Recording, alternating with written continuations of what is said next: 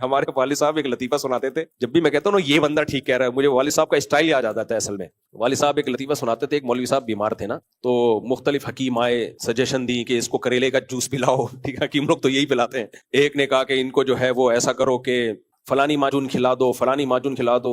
وہ مولوی صاحب آنکھیں بند کر کے پڑے ہوئے ہیں نا، جیسے بالکل بے ہوش، آنکھ ہی نہیں کھل رہی۔ ایک نے کہا ان کو دودھ جلیبی کھلاؤ، مولوی صاحب کی ایک دم آنکھ کھلی۔ ایک نے کہا ان کو کیا پلاؤ؟ دودھ جلیبی۔ ایک دم مولوی صاحب حرکت میں آئے نا، اچھا وہ کہہ کے خاموش ہو گیا۔ پھر دوسرے نے کہا ان کو فلانے کا جوس پلاؤ، فلانے کا جوس پلاؤ۔ تو مولوی صاحب کا خیال تھا لوگ اس کی بات کو خود ہی ویلیو دیں گے، دودھ جلیبی والی کی بات کو، تو وہ لوگ ویلیو دے نہیں رہے۔ تو پھر مولوی صاحب نے پوری آنکھیں کھولی، بولے بھائی اس کے بھی تو سنو، کیا کہہ رہے، اس کی بھی تو سنو، کیا کہہ رہی۔ وہ ایک خاتون جو تھی نا بڑی گاڑی میں سفر کر رہی تھی، تو ایک فقیر آیا، اللہ کے نام پہ کچھ دو، خاتون نے دے دیا۔ خاتون نے کہا کہ میرے لیے دعا کرنا، کہہ رہے گاڑی میں تو گھوم رہی ہے کہ اب جہاز اڑائے گی کیا؟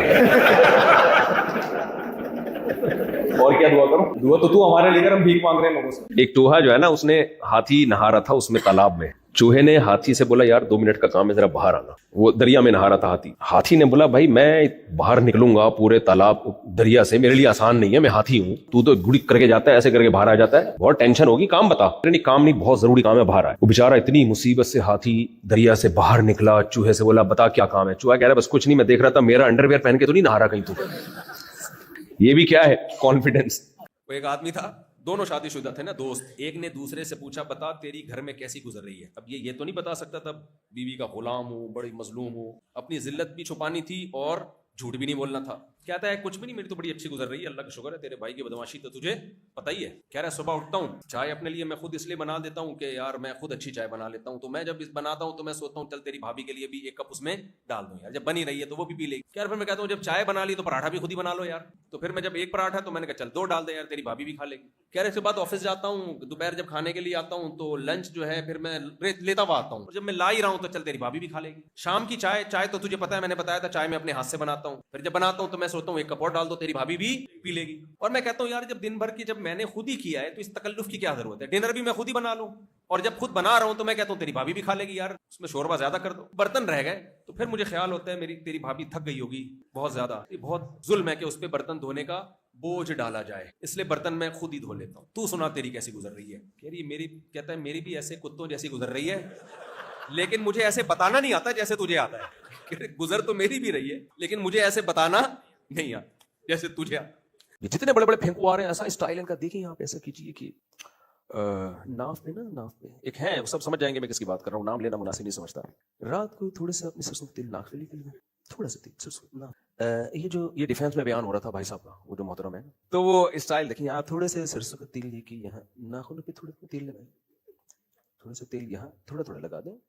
75 بیماریوں کی شفا ہے اس میں، 75 بیماریوں کی تو فہرست ہی پیش کر دے، میں 5-6 بڑی بڑی بیماریاں، ٹیپ میں جاؤ گے تو پتہ نہیں کیا کچھ نکلے گا۔ 75 بڑی بڑی بیماریوں کی اس میں شفا ہے۔ پھینکے جاؤ، ناف میں تیل لگا لیا، وہ ناخنوں پہ بھول گیا تھا، یہاں بھی ناخنوں پہ بھی تیل ہے، اسٹائل وہی ہو نا، ایسا نہ غلط اسٹائل سے الٹا نقصان ہو جائے۔ یہاں ناخنوں پہ بھی تیل لگائیں، یہاں تیل لگا لیں، یہاں تیل لگا لیں، تھوڑا سا لگا لیں ناک پہ۔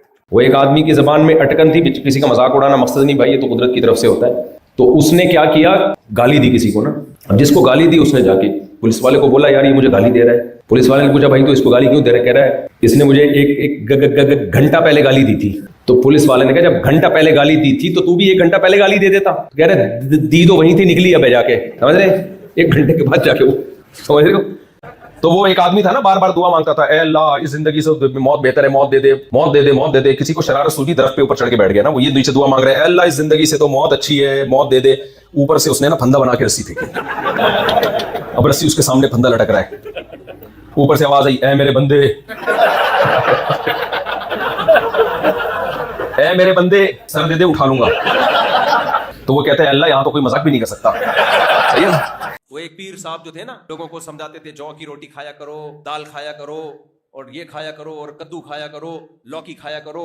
ایک دن وہ کسی کے ہاں دعوت میں چلے گئے، وہ کدو اس نے پکائے ہوئے تھے کہ پیر صاحب بہت سادہ ہیں تو ان کے لیے کیا ہونا چاہیے، کدو۔ تو پیر صاحب کو آ کے کہنے لگا پیر صاحب آپ کو کدو شریف کھلاؤں یا لوکی شریف، آپ کو کدو شریف کھلاؤں یا لوکی شریف؟ اس نے کہا کوئی بے غیرت سا مرغا کھلا دے، وہ زیادہ بہتر، شریف کو چھوڑ دو، صحیح ہے نا، کوئی کیا کھلا دے تو شریف وریف چھوڑ، بے غیرت سا مرغا کھلا۔ ایک مرغا نا مرغی کے پیچھے بھاگ رہا تھا، تو مرغے بھاگتے ہیں مرغیوں کے پیچھے، وہ بیچاری گاڑی کے نیچے آ گئی، مرغا کہتا ہے کمبخت جان دے دی، غیرت پہ سمجھوتا نہیں کیا اس۔ مرغے بھی بڑے ہوشیار ہوتے ہیں۔ خیر वो एक नौजवान ना समंदर के किनारे पड़ा होता था, बनियान पहन के लेटा हुआ है, कोई बुजुर्ग आए, कहने लगे बेटा कुछ पढ़ क्यों नहीं लेते? कहता है फिर क्या होगा, अच्छा सिगरेट भी पी रहा है, धुआं नाक से भी निकाल रहा है, मुंह से भी निकाल रहा है, बेटा कुछ पढ़ क्यों नहीं लेते?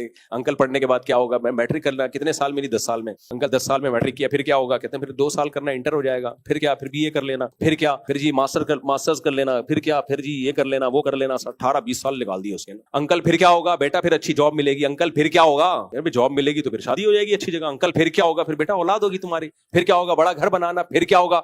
लाइफ को एंजॉय करना। तो कह रहे अभी क्या कर रहा हूं मैं, अभी क्या कर रहा हूं? अंकल आप जो तरीका बता रहे हो ना, उसको तो पता नहीं कितना टाइम लगे और एंजॉय हो के ना हो। वो एक प्रैंक देखा था, उसमें प्रैंक नहीं था, एक टिकटॉक पे एक मजाहिया क्लिप आया था कि वो गर्लफ्रेंड बॉयफ्रेंड में बहुत सारे पेयर बैठे हुए होते हैं, तो एक बंदा जाके फोन सुनता है कि वो जो है ना, पता नहीं क्या कहता है वो, कि भाई वो तुम, हाँ तुम्हारी गर्लफ्रेंड किसी और के साथ बैठी हुई है, सारी लड़कियां भाग जाती हैं।